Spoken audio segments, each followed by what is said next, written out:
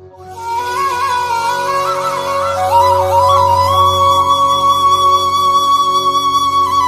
श्री राधा रमन जी की। स्वागत है आपका अपने YouTube channel Radha Raman VNS में। अध्याय 17 में आपने सुना भगवान विष्णु जालंधर का रूप धारण करके पतिव्रता वृंदा का मान भंग करते हैं और वृंदा भगवान की इस माया को भली भांति जान लेती है और अपने शरीर को अग्नि में स्वाहा कर लेती है। इससे दुखी हो भगवान विष्णु वृंदा की भस्म को अपने मस्तक पर बार बार लगाते हैं और वृंदा के भस्म पर ही बैठ जाते हैं। आगे की चर्चा कार्तिक मास महत्म में अध्याय 18 में शुरू करते हैं। ओम नमो भगवते वासुदेवाय। श्री नारद ने कहा, जालंधर ने शिव जी का अद्भुत पराक्रम देखकर उनको धोखा देने के लिए माया की पार्वती का निर्माण किया। रोती हुई और निशुंभ आदि दैत्यों के द्वारा सताई जाती और रथ में बंधी हुई पार्वती को शिव ने देखा। माता पार्वती को इस अवस्था में देखकर भगवान शंकर स्वयं भी व्याकुलचित हो गए और अपने पराक्रम को भूलकर कुछ देर के लिए चुपचाप चित्र के समान खड़े रह गए। तब तक जालंधर ने शीघ्रता से शिव जी के सिर, छाती तथा पेट में 3 बार मारे। तब विष्णु भगवान के समझाने पर महादेव जी को माया का ज्ञान हुआ। तब तो शिव ने अग्निपुंज की तरह भयंकर रूप धारण किया। रुद्र जी का ऐसा भयंकर रूप देखकर असुर और दैत्य उनके सामने से 10 दिशाओं में भाग गए तथा शिव जी ने शुंभ तथा निशुंभ को श्राप दिया कि मेरे युद्ध से तू भाग गया है, इस कारण गौरी जी द्वारा तुम दोनों मारे जाओगे। फिर जालंधर ने वेग से तीखे बाणों की वर्षा की। उससे सारी पृथ्वी में घोर अंधकार छा गया। शिव जी उनके बाणों को काटना चाह ही रहे थे कि तब तक जालंधर ने परित से शिव जी के बलवान बैल को मारा। उस आघात से बैल रणभूमि से भाग गया। शिव जी के खींचने पर भी वह रण में ठहर ना सका। तब शिव जी ने अति क्रोधित हो अग्नि रुद्र रूप धारण कर बड़े वेग से सूर्य के सदृश तेजस्वी सुदर्शन चक्र छोड़ा। आकाश मंडल और पृथ्वी तल को भस्म करते हुए सुदर्शन चक्र ने पृथ्वी में आकर जालंधर के विशाल नेत्र वाले सिर को काट कर अलग कर दिया।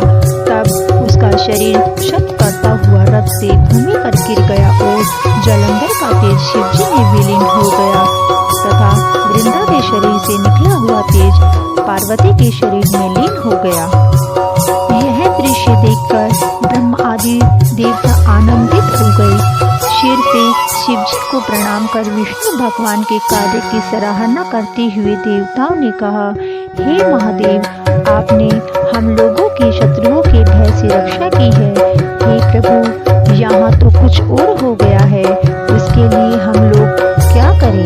मृत वृंदा के सौंदर्य में विष्णु मुक्त हो गए हैं और उनकी चिता पर ही बैठे हुए हैं। शिव जी ने कहा, देवताओं, विष्णु का मोह दूर करने के लिए शरण्य मोहिनी नाम की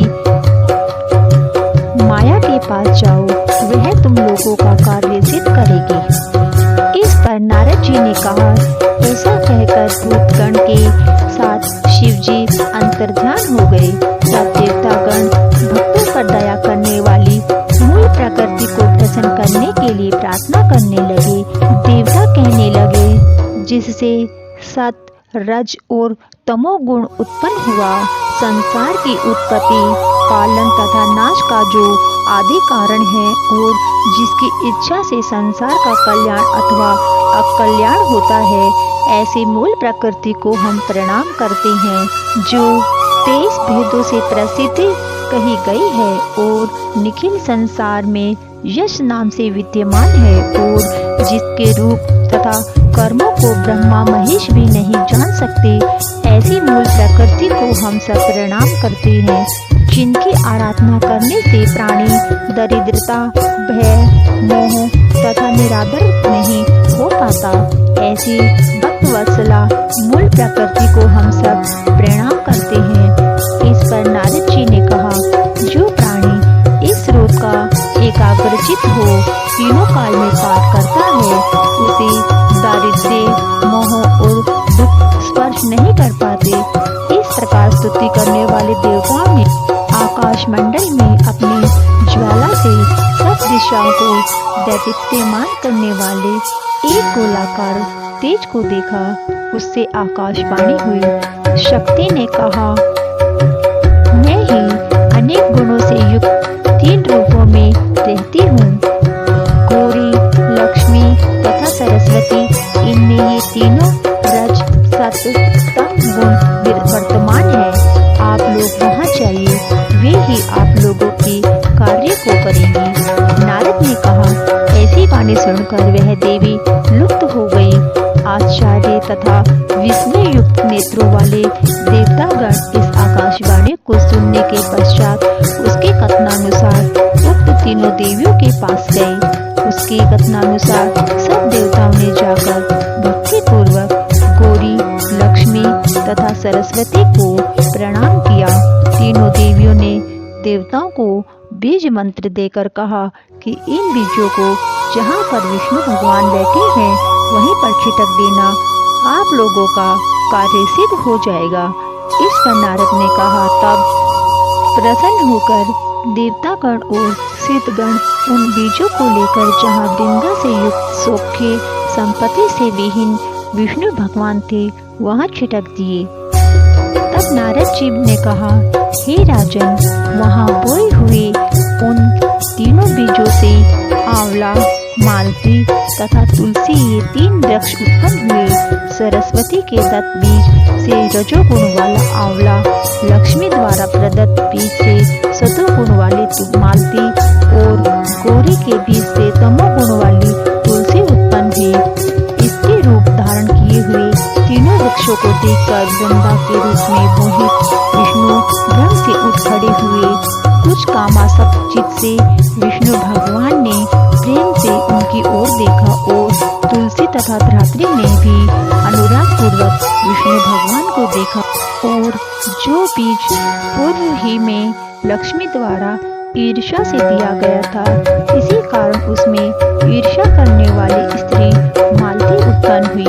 लक्ष्मी के बीज से जयमान विष्णु से ईर्ष्या के कारण मालती गरगरी इस नाम से प्रसिद्ध हुई। और धात्री तुलसी विष्णु में अनुराग रखने से उनके प्रीति का कारण हुई। विष्णु भगवान उस दुख को भूलकर धात्री तथा तुलसी के साथ प्रसन्न होकर सब देवताओं को नमस्कृत होते हुए अपने वैकुंठ धाम को चले गए। इस कारण कार्तिक के उद्यापन में तुलसी की जड़ में विष्णु की पूजा की जाती है। तुलसी का मूल प्रदेश विष्णु को प्रसन्न करने वाला है। हे राजन, तुलसी का जंगल जिसके घर में वर्तमान में है वह घर तीर्थ स्वरूप है और उस घर में यम के दूत नहीं आते। सब पापों का नाश करने वाला, अभीष्ट फल को देने वाला जो प्राणी तुलसी का वन लगाते हैं वे यमराज को नहीं देखते। भगवती नर्मदा का दर्शन, गंगा स्नान तथा तुलसी के वन का सत्सर्ग ये तीनों बारंबार पुण्यप्रद हैं।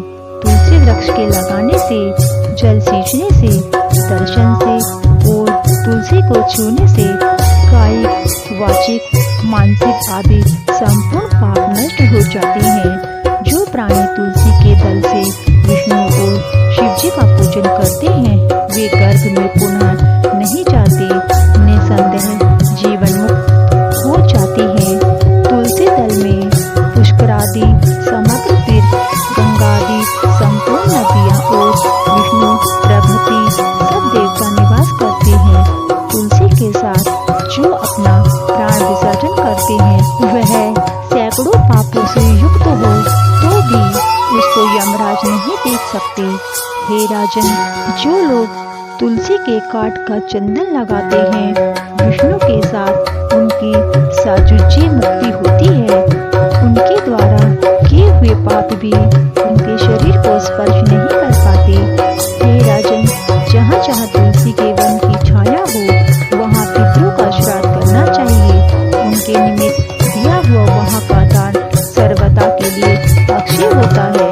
हे राजन, आंवले के वृक्ष की छाया में जो प्राणी पिंडदान करते हैं, उनके पितर यदि नरक की यातना को भी भोगते हो तो वे भी मुक्त हो जाते हैं।